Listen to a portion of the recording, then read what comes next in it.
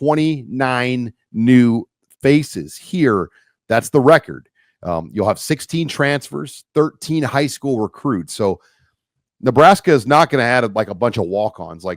So they only had 20 high school recruits. Well, 13 of the 20 are here, and then all 16 transfers. So a massive amount of new faces are going to really kind of add some competition and blood into spring ball. 8 of those transfers are on defense. That's probably, I want to say that's where you need the most help. Maybe not. You know these guys. We've talked about them a lot. We just talked about Williams, Neri, transfer. He's got a factor. Early. Elijah Pritchett, gigantic. He's your left tackle probably. Rocco Spindler, probably your right guard. Deshaun McCullough is gigantic in this discussion. They need difference makers. Can Deshaun McCullough, you saw him up at the podium. He hungers to be a difference maker. He kept saying, he wants to play one position. He wants to be near the ball. Near the line of scrimmage and be that guy. It'd be huge if he could be that guy. I'm staying kind of on defense. You wonder about a guy like Andrew Marshall. You've really wondered about him. Marquise Watson Trent. Is he a starter, Sean? Is he a starter? It sure seems that way. I mean, he was the Sun Belt Conference Player of the Year. He's got production every year of his career. His tackle numbers right now at Nebraska would rank, I believe, only behind Jerry Murtaugh on the all-time list. He's got you just have to see. And that's what this spring's all about, right? You have to see what these guys look like. We'll get a peek at them on Thursday.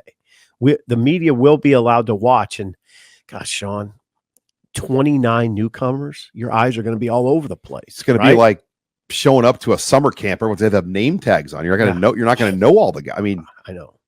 We'll have a number list. We'll have a number list, but just that many new faces, because then after spring ball's over, there's 7 more high school guys that will join, and then whatever else they'd add from the portal. But that's what's different now is high school kids in general are able to graduate early, unless they're a wrestler like Tyson Terry or have another reason they want to stay in school for a semester. And some schools it's hard to graduate early because of class requirements, like Creighton Prep. You can't graduate early there because of the religion requirements. But in general, I think a lot of kids now want to get to a school early, which that's why we're seeing 65% of the high school recruits already here. You mentioned running back. I think one of the, if we're going over there on Thursday, your head's going to be on a swivel. You're going to be trying to watch 5 different things at once.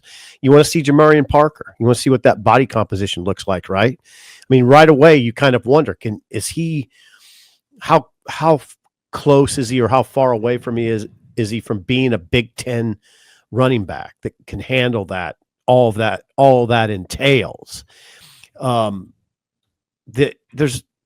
Isaiah Mosey, what's he look like out there? Who are the freshmen you're most interested in of the 13 that are here? Yeah, who are Cortez Mills is definitely one. Dawson Merritt's out with injury, so you can't really throw him into that group. I think you're going to have a few guys out that make it hard. Like Christian Jones, I think he's physically a good-looking player. Mosey makes sense. Lateef, his physical gains. Jamarian Parker, just because of the running back position. I mean, history tells you that usually a running back, right away. Yeah. With Mills, it almost feels like at this point he's in the rotation, right? Doesn't it? Yeah, I think he's got a very good chance to be in that 6 receiver rotation. That's what I mean. Yeah. It almost feels like you have to play his way out almost. He's made such a big impression already.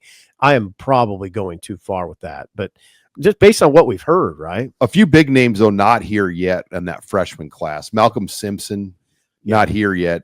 Jeremiah Jones, not here yet. Those are big ones. Cade Pedshock, another big one, not here. Tyson Terry had surgery. Juju Marks, Tyson Terry, Sean Hammerback, Brian Tapu. Those are the 7 high school guys not here. But a good-looking group. Houston Kahina Torres was at the bowl game. He's here from Hawaii.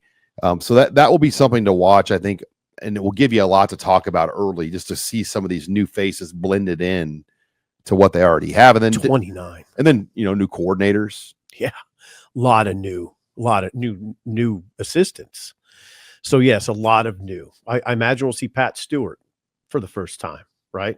Pat Stewart will be there walking around, I'd imagine. I would imagine. I mean, he has to familiarize himself with the roster I mean, I would think the new general manager wants to see these guys live, right? Dana Holgerson too, just in his full role now, like his presence, I think it's going to be a lot different. Yeah, I want to see what that looks like. Before he kind of inherited the restaurant with the kitchen staff and the menu. Now he's had the whole off season to kind of rework the menu and the kitchen staff. Remember what he said in December is he couldn't wait till January because he was going to dig in. I mean, he was forced to kind of work with all the old play. I mean, not forced, but he had to, right? Because they had no, it's that time of the year. But he was like, we got way too much stuff in here. Like it was just playbook you're talking about. Yeah. Everybody had a lot of ideas. The problem was they had like 100 ideas. They were trying to run 100 things in a game. Well, and he literally said that, yeah, you can give me an idea, but I'm not guaranteeing I'm going to use it. There's no guarantee I'm going to use your idea. He's pared it down. What will it look like? I don't know.